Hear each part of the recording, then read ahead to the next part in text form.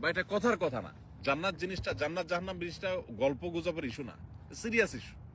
হয় জান্নাত নয় জাহান্নাম। আমার সারা জীবন ব্যবসা বাণিজ্য হলো না, ক্যারিয়ার হলো না, চাকরি হলো না। আমি একটা কথা সবসময় বলি, প্রবাসীদের মজলিসগুলোতে বিশেষ করে প্রবাসীদেরকে একটা কথা কমন শুনতে হয়, সেটা হলো তোর পরে বিদেশ যায় তোর চেয়ে বেশি জমি জমা কিনছে কেমনে, তুই কি করলি? হ্যাঁ, একই কথা মায়ের, একই কথা বাপের, বন্ধু বান্ধবের, বউয়ের, সবার একই কথা। তোর লগে একসাথে গেছে, যা 20,000 টাকা পরিশোধ করছে, দেনা দায় পরিশোধ করছে, এলাকা জমি জমা সব কিনা ভরাই ফেলতেছে, বাজারে দোকান নিছে, শুনছি ঢাকাও ফ্ল্যাট বুকিং দিছে। আর তুই কি করস? তোর সাথে একসাথে গেছে, প্রতি বছর একবার করে আসে, তুই 3 বছর আসতে পারস না, তোর টাকা হয় না, কি করলি তুই? এই কথাগুলো খুব বেশি শোনা লাগে না আপনাদের? এটা কেন হয়? ওই যে বললাম, পুরা ফ্যামিলিকে টাকা দিবেন, এটা তার মাথা ঢুকাইছেন, আপনার মাথাও পোক ঢুকছে, তার মাথাও পোক ঢুকাইছেন। সেও মনে করে টাকা দিতে পারলেই ছেলে আমার সাকসেস, ছেলে আমার সততার পথে থাকতে পারলেই সাকসেস, এটা তার মাথায় ঢুকে নাই, আপনার মাথায়ও সেটা নাই।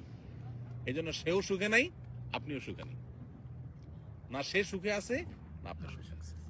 তো এই জন্য ভাই, দৃষ্টিভঙ্গিটাকে বদলানোর চেষ্টা করি। আল্লাহ তাআলা আমাদেরকে সে তৌফিক দান করুন। আমরা এই প্রবাস জীবনে যতদিন থাকবো, আল্লাহর আদেশ নিষেধ মেনে পরিপূর্ণ এবং খাঁটি মুসলমান হওয়ার চেষ্টা করব। আমার জীবন চলে যাবে, ফজর নামাজ মিস হবে না জামাতের সাথে, রাতে আমি ওইভাবে শোবো, ওইভাবে ঘুমাবো, আমার ফেসবুক টিপাটিপি বা ইউটিউব টিপাটিপি করে গিয়ে আমার ফজর নষ্ট হতে দেবো না। যে চাকরি করতে গেলে আমার নামাজই হয় না, ইবাদতই হয় না, চাকরি আমি করবো না।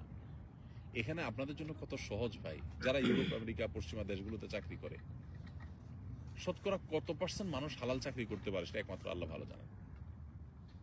অফিসে ছেলে মেয়ে যে মিক্সিং যে পরিমাণ হয়, চাইলেও নিজেকে বাঁচাতে পারে না। মিউজিক ছাড়া মাথা ঘোরানোর কোনো জায়গা নাই, সব জায়গায় টয়লেটের ভিতরে মিউজিক, এমন অবস্থা। জিন্দিগিটা মিউজিকের ভিতরে গড়ে ওঠে। এমনি নামাজি মানুষ ভালো চলতে চায়, কিন্তু আপনারা এখানে সৌদি আরবে মাশাআল্লাহ আল্লাহ কত ভালো রাখছে বলে, কোনো তুলনা হয়? হাজারটা দুঃখ হয়তো আপনার থাকতে পারে, কিন্তু আপনি এখানে উপার্জন করতে গিয়ে ভেজাল পৃথিবীর যে কোনো দেশের তুলনায় সবচেয়ে কম ভেজাল। ভেজাল ছাড়া তো পৃথিবী কোথাও নাই, কিন্তু অন্য দেশের সাথে কম্পেয়ার করলে আল্লাহ আপনাকে জান্নাতে রাখছেন। এখন এই নিয়ামতের শুকর আদায় করবেন। আমাদের ভাইরা যারা রেস্টুরেন্টে, এখানে যে ভাইয়ের রেস্টুরেন্ট আছে, আরো অনেকে রেস্টুরেন্টের সাথে এখানে ইনভলভ আছেন মাশাআল্লাহ। ইউরোপ আমেরিকাতে রেস্টুরেন্ট মানে কি? বার, মদের বোতল থাকতেই হবে, হ্যাঁ, হারাম থাকতেই হবে। তো আল্লাহ তাআলা তো আমাদেরকে সেফ রাখছেন, তাই না? এখন বাকিটুকু নামাজের ব্যাপারে গুরুত্ব আরোপ করা, হালাল হারাম মেনটেন করা, পরিবারের হক আদায় করা, কারোর হক নষ্ট না করা, আল্লাহকে ভয় করে চলা, বাস। পরিবারের সদস্য সবাইকে এভাবে গড়ে তুলতে পারি, দুনিয়াটা জান্নাত হয়ে যাবে ইনশাআল্লাহ। চেষ্টা করা যাবে না ইনশাআল্লাহ?